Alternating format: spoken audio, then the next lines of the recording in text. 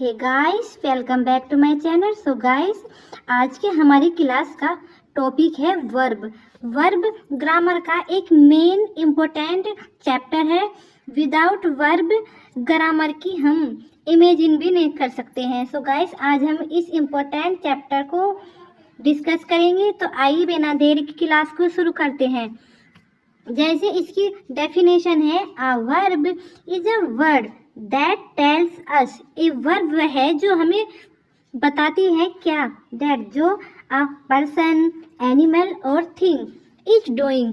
So guys, verb वह है जो हमें किसी व्यक्ति, जानवर और वस्तु के द्वारा किए गए काम को, आई मीन एक्शन को बताती है। तो हमारी क्या है, verb. Verb show action. Verb हमें क्या दिखाता है, एक्शन को। एक्शन क्या है, जो हम काम या फिर क्रिया करते हैं उसे हम वर्ब कहेंगे।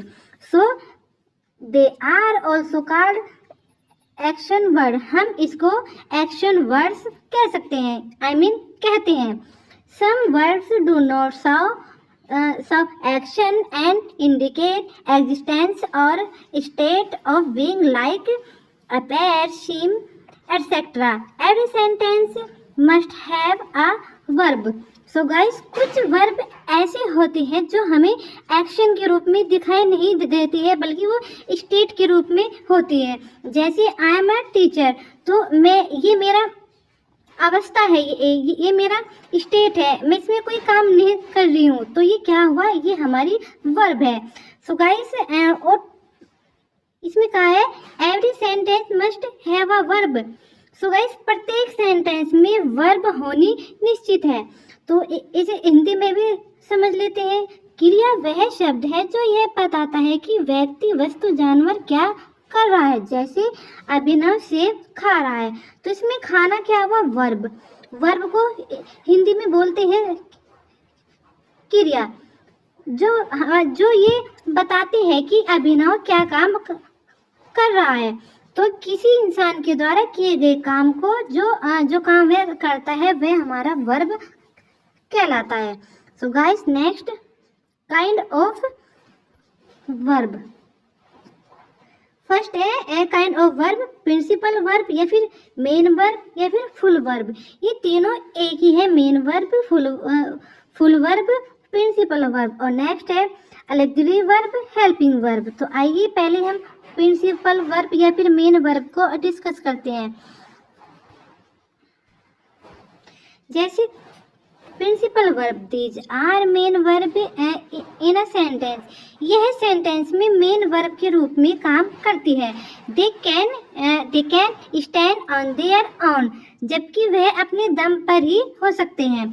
दे are also called as lexical verb.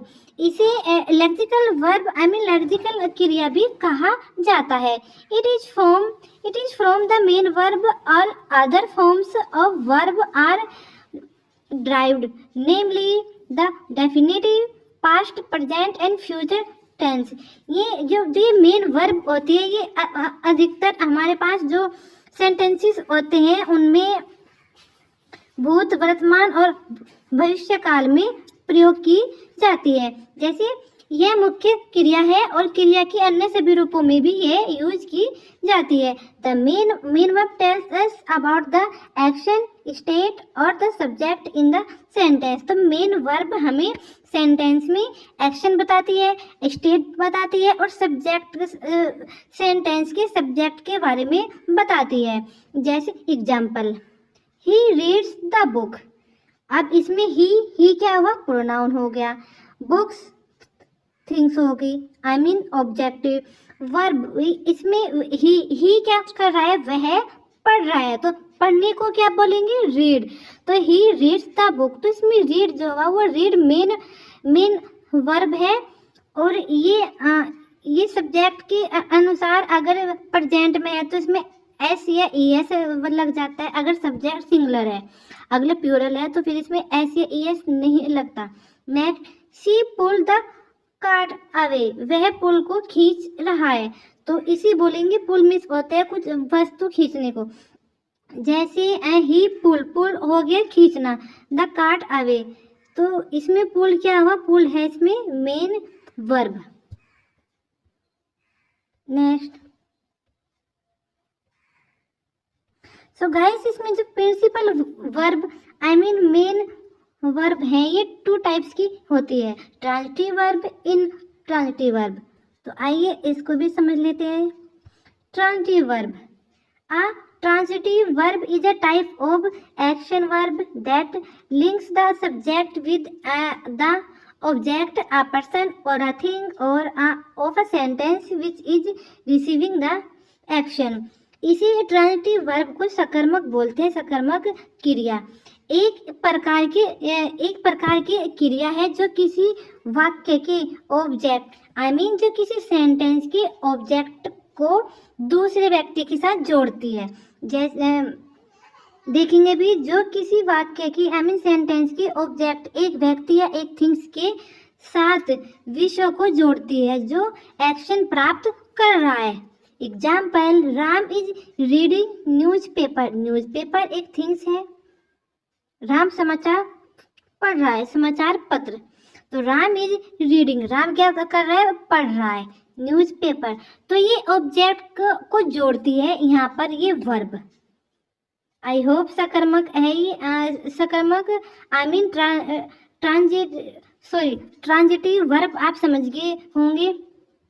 Next, Sita is going to market. तो ये यहाँ पर ये गोइंग आई मीन ये जो गोइंग वर्ब है ये हमारे ऑब्जेक्ट को जोड़ रही है। ऑब्जेक्ट की बोलते यहाँ पे सब्जेक्ट को आई मीन सब्जेक्ट के साथ की सब्जेक्ट कहाँ पर जा रहा है। मैं आपको ये शॉर्ट ट्रिक से भी समझाती हूँ कि जहाँ पर हमें क्या किसको आई मीन आप खुद से सवाल करें कि क्या किसको का आंसर अगर हमें मिल रहा है तो वहाँ पर हम ट्रांजिटिव वर्ब है। जैसे एग्जाम्पल है, राम समाचार पत्र पढ़ रहा है। क्या क्वेश्चन कीजिए आप, क्या पढ़ रहा है, समाचार पत्र। आई मीन मुझे आंसर मिल गया। तो ये हमारे ट्रांजिटिव वर्ब है। अब सीता बाजार जा रही है। कहाँ, बाजार। सीता कहाँ जा रही है, जहाँ पर क्या किसको कहाँ का आंसर मिले वहाँ पर हमारे ट्रांजिटिव वर्ब होती है। आई होप आप समझ गए होंगे। नेक्स्ट है intransitive verb. Intransitive verb which does not have any specific object on which the action being done. अकर्मक, इसी इन ट्रांजिटिव वर्ब को अकर्मक क्रिया कहते हैं। क्रिया में इसमें इसमें एक क्रम एक्शन नहीं होता है। ट्रांजिटिव में सकर्मक में कर्म होता है क्रिया, इसमें क्रिया नहीं होती है। अगर सकर्मक में तो होती है, असकर्मक में क्रिया में कर्म नहीं होता है। कर्ता का काम का प्रभाव किसी दूसरे पे नहीं पड़ता, वह स्वयं पर ही पड़ता है। जैसे राज खेल रहा है वो खेल रहा है, वो खा रहा है, वो सो रहा है, मतलब वो खुद ही स्वयं के ऊपर ही निर्भर है। वो जो कुछ भी कर रहा है वो स्वयं पर है, स्वयं पर ही उसका प्रभाव पड़ता है, किसी दूसरे पर नहीं। उसमें क्या था, सीता कहाँ जाती है, बाजार, तो उसके ऑब्जेक्ट पर प्रभाव पड़ रहा है, लेकिन यहाँ पर किसी पर कोई इफेक्ट नहीं पड़ा, ये स्वयं पर ही प्रभाव डालता है। जैसे Raj is playing. Next, Abhinav is sleeping. Abhinav सो रहा है। नेक्स्ट है अलग्जरी वर्ब या फिर helping verb. These are verb which are used to form the tense, modes and voice of the main और प्रिंसिपल वर्ब्स लाइक इज। तो सो गाइस वे क्रियाएं हैं जो मुख्य वर्ब मेन वर्ब के क्रियाओं के लिए उनमें टेंस जितने भी सेंटेंस हैं उनके मूड से आवाज बनाने के लिए उपयोग में की जाती है।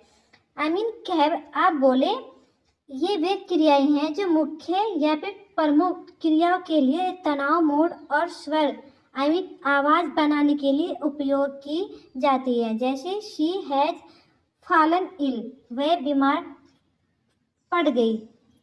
ठीक है, आप बोले या फिर हेल्पिंग वर्ब मेन वर्ब से पहले लगती है, और ये टेंस में, एक्टिव पैसिव में और वॉइस आई मीन मोड्स, जितने भी मॉडल्स होते हैं वहाँ पर मस्ट वगैरह में साइड में यूज की जाती है, तो वहाँ पर ये हेल्पिंग वर्ब के रूप में काम करती हैं। इट वाज वर कैन इजार है, was were can could might have has should would could couldn't, didn't, mustn't, will not, shall have, tense are auxiliary verb। ये सभी these are auxiliary या फिर helping verb हैं। सो गाइस, आज की class हम यहीं पर स्टॉप करते हैं।